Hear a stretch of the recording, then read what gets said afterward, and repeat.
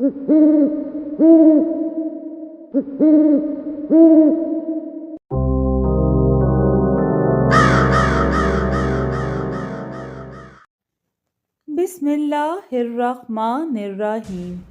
अस्सलाम वालेकुम दोस्तों, आज मैं आपके लिए एक बहुत ही खौफनाक कहानी लेकर आई हूँ।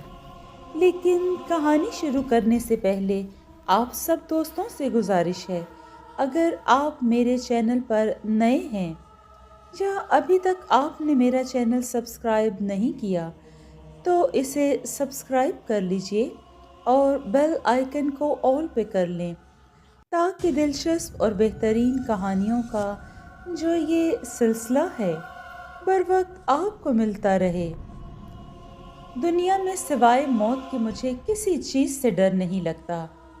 रमेश ने बताया तो पंडित गोपाल ने इसे पुरतारीफ निगाहों से देखा। मैं चाहता हूँ कि मुझे कुछ ऐसा अमल बताएं जिससे मेरे मन से ना सिर्फ मौत का खौफ निकल जाए, बल्कि मैं तो ये भी चाहता हूँ कि मुझे मौत से छुटकारे का कोई हल बता दें। मैं सब कुछ दांव पर लगाने के लिए तैयार हूँ। पंडित गोपाल बेयकीनी के आलम में रमेश की बातें सुन रहा था।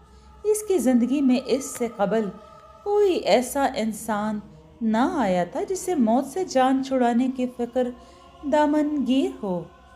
रमेश 27 बरस का खूबरू नौजवान था। इसका ताल्लुक एक अमीर कबीर घराने से था। पैसे की फरावानी ने इसे बिगाड़ कर रख दिया था। इसने बमुश्किल प्राइमरी तक तालीम हासिल की थी। रमेश का बाप एक मशहूर बिजनेसमैन था। इसका कपड़े का कारोबार था। मुंबई शहर में इसके 6-7 कपड़े की फैक्ट्रियां थीं, जिनसे बनने वाला टोटल कपड़ा बैरूने मुल्क भेज दिया जाता था। अलावा अज़ीं हिंदुस्तान के अंदर इनके अपने डिपार्टमेंटल स्टोर थे। अलगर्ज रमेश के बाप को मालूम नहीं था कि इसका कारोबार कहाँ तक फैला हुआ है। रमेश के बाप का नाम भगत राज था। रमेश के अलावा इसकी 3 बड़ी बहनें भी थीं जो आला तालीम याफ्ता होने के साथ साथ वक्त पास करने के लिए जॉब भी कर रही थीं, लेकिन इत्तेफाक से इनमें से कोई भी शादीशुदा ना थी। रमेश वालिदैन समेत अपनी बहनों का भी लाडला था। रमेश ने शुरू से ही गलत सोसाइटी में कदम रखा था, जिसकी वजह से दिन ब दिन बिगड़ता ही जा रहा था। वालिदैन ने भी लाडला होने की वजह से इन हरकतों की तरफ कोई तवज्जो न दी थी। इन्हीं दिनों रमेश की मुलाकात पंडित गोपाल से हुई। पंडित गोपाल से वो एक ज़रूरी काम के सिलसिले में मिला था। पंडित गोपाल ने अपनी काली शक्तियों के बलबूते पर वो काम मिनटों में करके रमेश को अपना गर्विदा बना लिया था। पंडित रमेश वक्त के साथ साथ रेंगता हुआ मौत के धाने तक पहुंच चुका था। रमेश को देखते ही इसे यूं लगा जैसे वो कुछ भी कर गुजरने का हौसला रखता है। फिर रमेश ने कुछ बातें ही ऐसी की कि पंडित गोपाल की आंखों में चमक पैदा हो गई। इंसान चाहे तो अपनी मौत को अपने हाथों से कुर्बान कर सकता है, लेकिन इसके लिए कुछ कठिन मराहल अबूर करना लाजमी है। पंडित गोपाल ने अपनी उल्लू की सी आंखें झपकाते हुए इसे बताया, मैं कुछ भी कर सकता हूँ। रमेश फैसलाकुन लहजे में बोला, अगर ये बात वाकई दुरुस्त है तो मैं हर कठिन मरहले में सफल होकर दिखाऊंगा। काली दुनिया में आकर रिश्ते नाते सब कुछ बेगाना हो जाता है। पंडित गोपाल बोला, अपनों की कुर्बानी देनी पड़ती है। मंजिलें सिर्फ सोचने से नहीं मिलती, कभी कभी कुछ पाने के लिए बहुत कुछ खोना पड़ता है। पंडित गोपाल की बातें सुनकर रमेश सोचों के भंवर में फंस कर रह गया। वो पंडित गोपाल की बात का मतलब समझ चुका था। थोड़ी देर सोच विचार के बाद वो बोला, वक्त के साथ हर घाव भर जाता है। मुझे अमर होना है, चाहे इसके लिए अपने आप को ही क्यों ना कुर्बानी का बकरा बनाना पड़े। पंडित गोपाल हैरत व शशतर रह गया। इसे रमेश की बात पर विश्वास नहीं हो रहा था, लेकिन हकीकत से रोगर्दानी मुमकिन थी। इसने अपने कानों से बात सुनी थी, जिसे सुनकर इसके चेहरे पर कई रंग आते जा रहे थे, लेकिन वो फैसला कर चुका था कि कितनी भी दुश्वारियां हों, वो हर रुकावट को पसे पुश्त डालकर अपनी मंजिल को पाएगा। बरसों से इस दुर्वेश को वीराने में अकेले ही देखा गया था। शुरू में तो इसके बारे में तरह तरह की बातें की गईं, हत्ता कि इसे जासूस भी कहा गया, लेकिन बावजूद इसके लोगों में इतनी जसारत न थी कि खुलकर दुर्वेश से बात कर सकें। इस दुर्वेश की आंखों में जलाल और चेहरा बारोब था। रफ्ता रफ्ता ये बात जंगल में आग की तरह फैल गई। इस बुजुर्ग के पास करिश्माती ताकतें हैं, लेकिन इस बार इस दुर्वेश के पास एक नौजवान दुआ करवाने के लिए आया कि अगर इसे कोई अच्छी जॉब मिल जाए तो वो इस दुर्वेश के रहने के लिए एक कमरा बनाएगा। 2-4 दिन न गुजरे थे कि वो दौड़ा दौड़ा आया और दुर्वेश के कदमों को छू कर बोला, बाबा जी, मुझे अच्छी जॉब मिल गई है। इतने सालों से अप्लाई कर रहा था मैं, मगर बेसूद। आप मुझे बताइए कि किस जगह आपके लिए आरामगाह तैयार की जाए। दुर्वेश इसे देखकर ज़ेरे लब मुस्कुराया और गोया हुआ, इसमें मेरा कोई कमाल नहीं है, ये सब तो अल्लाह की तरफ से है, उसी की मेहरबानी और करम नवाजी है। इसने खालिक व मालिक का शुक्रिया अदा करो। मगर मैं हिंदू हूँ, मुसलमान नहीं। नौजवान का नाम सतीश था।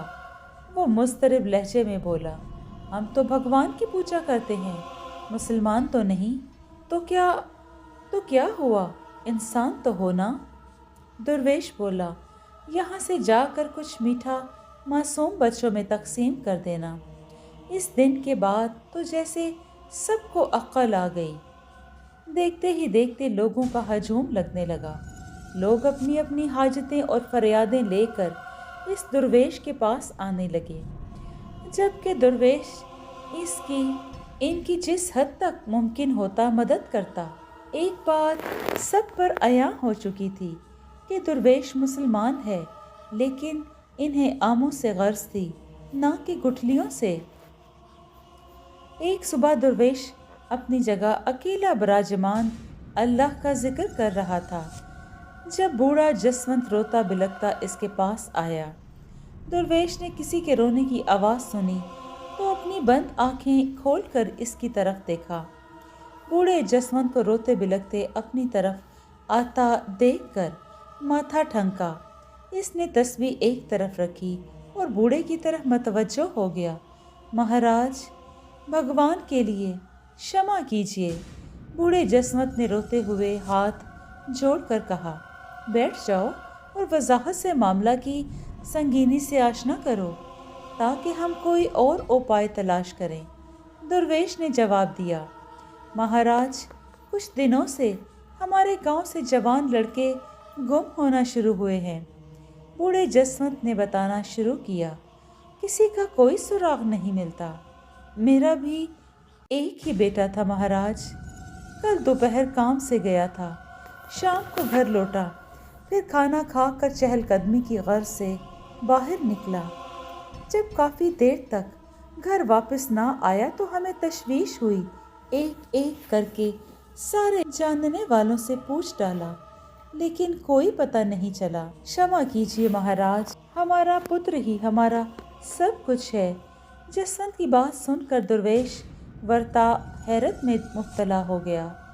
इसने आंखें बंद कर लीं और थोड़ी देर तक मोहिन मुंह में पुरानी आयात का विर्द करता रहा। जब दुर्वेश ने आंखें खोलीं तो इसकी आंखों में बला की हैरत थी। यही नहीं, इस दुर्वेश की आंखें शोलों की मानंद दहक रही थीं।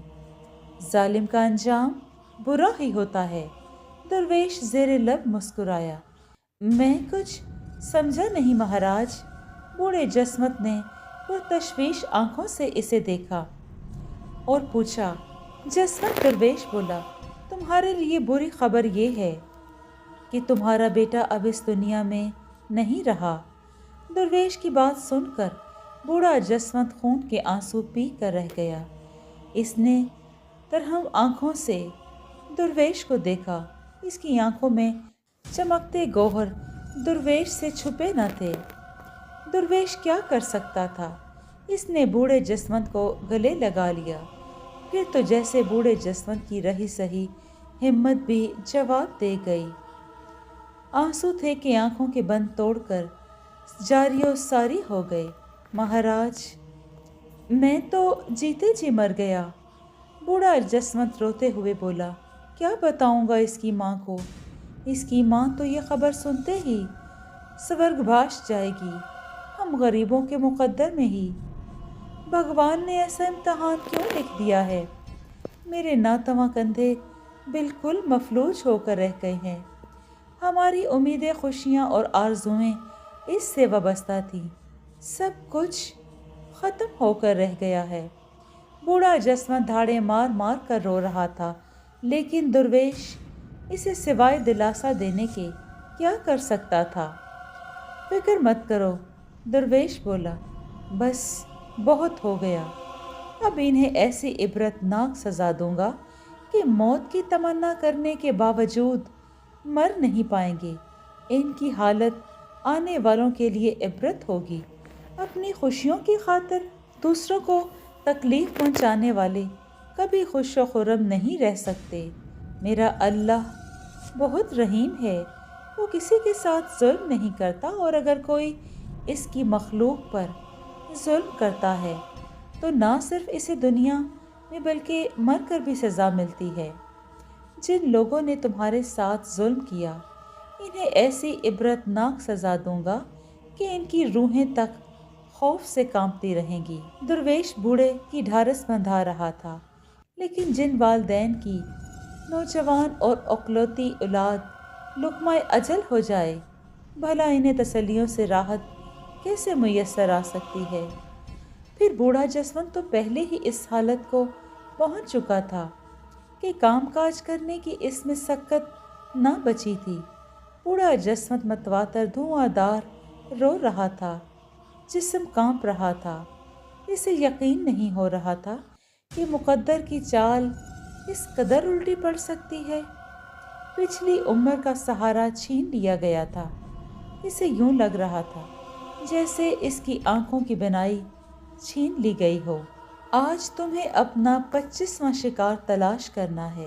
पंडित गोपाल ने रमेश को मुखातिब किया तो वो हमातन गोश हो गया। एक बार फिर मैं तुम्हें तंबीह किए देता हूँ कि ताक रातों में शिकार तलाश करने में कोई रिस्क ना लेना। जब भी किसी का कोई अमल ज़ाया होता है तो वो ताक रातों में होता है।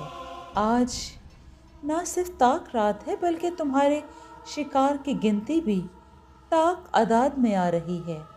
आप चिंता मत कीजिए, रमेश ने पंडित गोपाल को मुतमईन करते हुए कहा। अगर ताक रातें और शिकार की ताक तादाद आती रही है, मैं कभी भी शिकस्तफाश नहीं होऊंगा। इस मकसद के लिए मुझे अपनों को भी भेंट चढ़ाना पड़ा तो दरेग नहीं करूँगा। ओवर कॉन्फिडेंस भी नुकसान का बायस बनता है बालिक, पंडित गोपाल ने इसे समझाया। इसके साथ रह रह कर आधा आमिल बन चुका था। रमेश ने मतवातर इसी लहजे में कहा तो पंडित गोपाल ज़ेरे लब मुस्कुरा दिया। सुबह से ही पंडित गोपाल के मन के अंदर खौफ की घंटियां बजना शुरू हो गई थीं। इसकी हिस्स इसे दरपेश आने वाले किसी अनजान खतरे से आगाह कर रही थी। इसने अपने अमल से लाख पता करने की कोशिश की, लेकिन इसे यूं लगता जैसे दरमियान में कोई बहुत बड़ी आहनी दीवार आ चुकी है। दूर तक इसे घुप अंधेरा दिखाई देता। इसके सोचने समझने की तमाम तर सलाहियतें मफकूद हो चुकी थीं। इसका दिल कह रहा था कि दाल में ज़रूर कहीं कुछ काला है। अंधेरा फैलते साथ ही रमेश की गाड़ी बाहर निकली और इधर उधर चलने लगी। रमेश चंदा मुतफक्कर था और जल्द अज जल्द शिकार तलाश करने के लिए शिकार तलाश करके ले जाना चाहता था। आज मामूल से कुछ ज़्यादा ही रश मालूम हो रहा था। वो मेन मार्केट की तरफ बढ़ा। इसकी मतलाशी निगाहें इधर उधर घूमने लगीं। तभी इसकी निगाह एक नौजवान पर टिक सी गई। वो नौजवान फास्ट फूड्स की दुकान के सामने खड़ा लोगों को किसी हसरत भरी निगाहों से पेट पूजा करता देख रहा था। बारहा इसकी ज़ुबान होंठों का तवाफ कर रही थी। ऐसे ही शिकार तो रमेश को चाहिए होते थे। रमेश फौरन से पेशतर इसकी तरफ बढ़ा। लड़के की निगाह भी इस पर पड़ गई थी। इस नौजवान ने हल्के मलगजी रंग के मैले से कपड़े पहन रखे थे। पैरों में जूती का नामो निशान तक न था। रमेश को अपनी तरफ बढ़ता देखकर इसकी आंखों में रोशनी की उम्मीद रोशन हुई। क्या तुम भी ये सब खाना चाहते हो? रमेश ने इसके करीब जाकर पूछा। क्यों नहीं? नौजवान गोया हुआ। कितने दिनों से मैंने कुछ नहीं खाया साहब। Oh very sad. रमेश ने अफसोस भरे लहजे में कहा। तुम यहीं रुको, मैं लेकर आता हूँ। इतना कहकर रमेश अंदर चला गया। इसकी वापसी जल्द ही हो गई। इसके हाथ में एक बड़ा लिफाफा था। नौजवान इसे ललचाई हुई निगाहों से तके जा रहा था।